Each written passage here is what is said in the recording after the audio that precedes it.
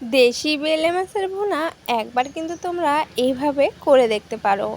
এই বেলে মাছের ভুনাটা হলে আর কিছুই প্রয়োজন হয় না। গরম ভাত আর এভাবে বেলে মাছ ভুনা করে খেলে এত সুস্বাদু হয়। আজ তোমাদের সাথে এই রেসিপিটা সহজ এবং সিম্পলভাবে শেয়ার করব। তাহলে চলো আজকের রেসিপিটা এখান থেকে শুরু। নমস্কার বন্ধুরা, সুমিস ভিলেজ লাইফে আমি সুমি সবার সাথে আছি। আমার আজকের রেসিপি বেলে মাছের ভুনা।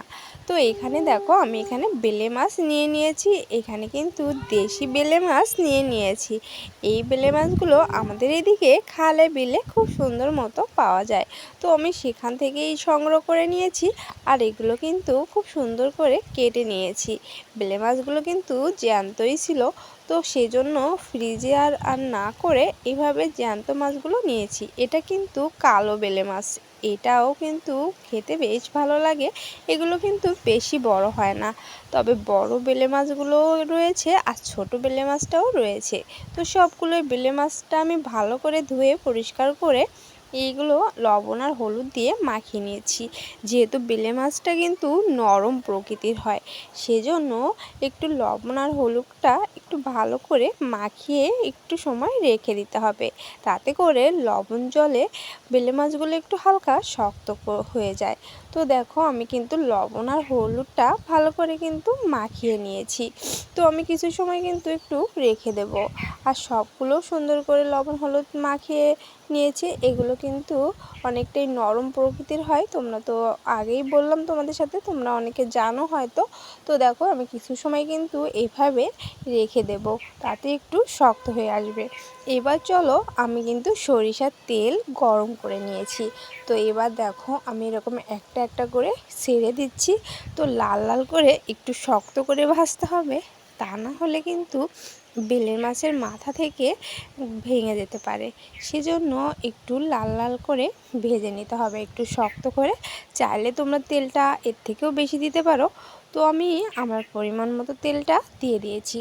তোমরাও তোমাদের পরিমাণ মতো তেল দিয়ে খুব সুন্দর করে ভেজে নিতে হবে। অতিরিক্ত জাল দেওয়া যাবে না, তাহলে কিন্তু বেলে মাছগুলো পুড়ে যেতে পারে। সেজন্য একটু মিডিয়াম আঁচে এগুলো ভেজে নিতে হবে।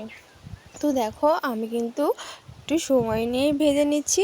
মাছ ভাজার ক্ষেত্রে খুব দ্রুততা অবলম্বন করা যাবে না, একটু মিডিয়াম সময় ধরে খুব সুন্দর করে আস্তে ধীরে সাবধানে খুন্তি দিয়ে উল্টে পাল্টে ভেজে নিতে হবে। যেহেতু এখানে বেলে মাছগুলো অনেকটাই নরম হয়ে থাকে, সেজন্য এই তেলে দিলে এগুলো কিন্তু অনেকটাই আরও নরম হয়ে যেতে পারে। সেজন্য কিন্তু সাবধানেই কিন্তু এভাবে খুন্তি আস্তে আস্তে দিয়ে উল্টে পাল্টে নিতে হবে। যারা ফ্রাই প্যানে ভাজবে তাদেরও কিন্তু এটা কিন্তু একটু সাবধানে ভেজে নিতে হবে, এটাই হলো।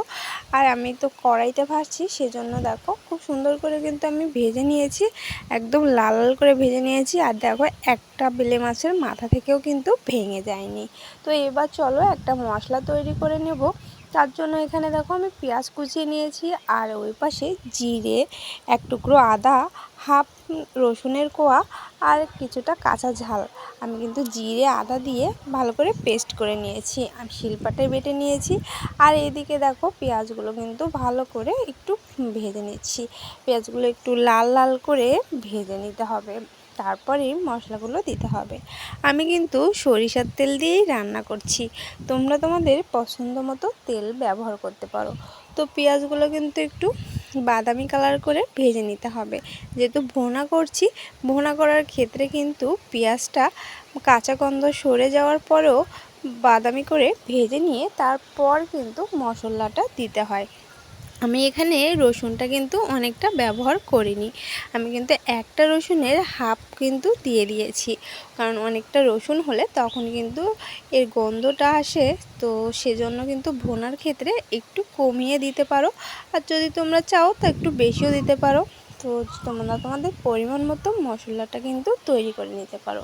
তো দেখো আমি মশলাটা দিয়ে খুব সুন্দর মতো কষিয়ে নিচ্ছি। এই মশলাটা কিন্তু একটু সুন্দর করে কষিয়ে নিতে হবে, কারণ মশলা কষানোর ক্ষেত্রে অবশ্যই কিন্তু একটু জল দিয়ে নিতে হবে, তা না হলে পুড়ে যেতে পারে। আর এ পর্যায়ে যাতে সুন্দর একটা কালার আসে, তার জন্য কিন্তু আমি ঝালের গুঁড়োটা ব্যবহার করছি। এই ঝালের গুঁড়োটা অতিরিক্ত ঝাল না, কিন্তু কালারটা বেশ সুন্দর আসে। সেজন্য কিন্তু আমি মশলায় হালকা জল দিয়ে তার মধ্যেই কিন্তু ঝালের গুঁড়োটা দিয়ে দিয়েছি। তাতে কিন্তু বেশ সুন্দর একটা কালার আসবে।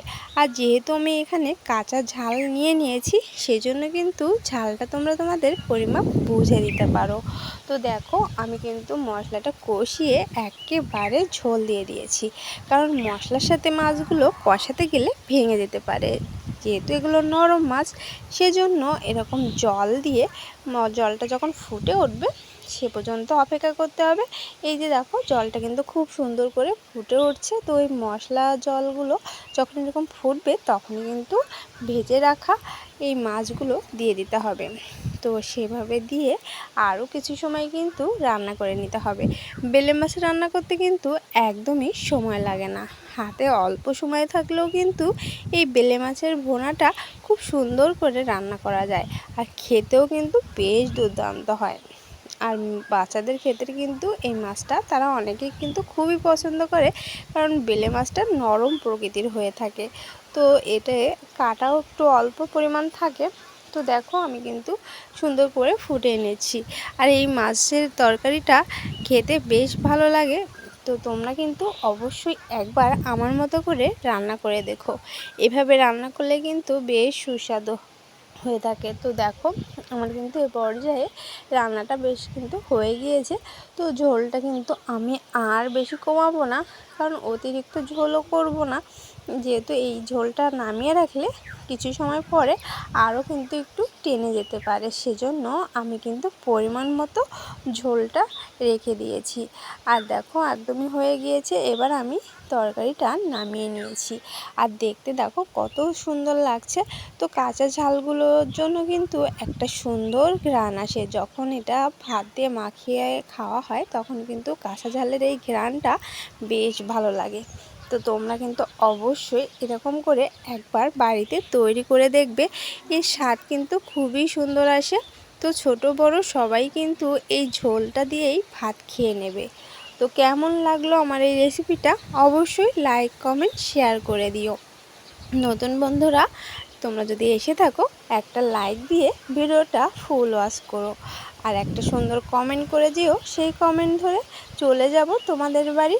তো অবশ্যই কিন্তু তোমরা লাইক কমেন্ট শেয়ার করতে ভুলে যেও না। তোমাদের একটা লাইক কিন্তু আমাকে ভিডিও করার উৎসাহ অনেক গুণ বাড়িয়ে দেয়। তো তোমরা কিন্তু এভাবেই আমার পাশে থেকো, সাথে থেকো, আর এরকম নতুন নতুন ভিডিও পেতে আমার পাশে অবশ্যই কিন্তু থাকতে হবে। কেমন লাগলো অবশ্যই জানিও। ভালো থেকো, সুস্থ থেকো, পরবর্তী ভিডিওর সাথে থেকো।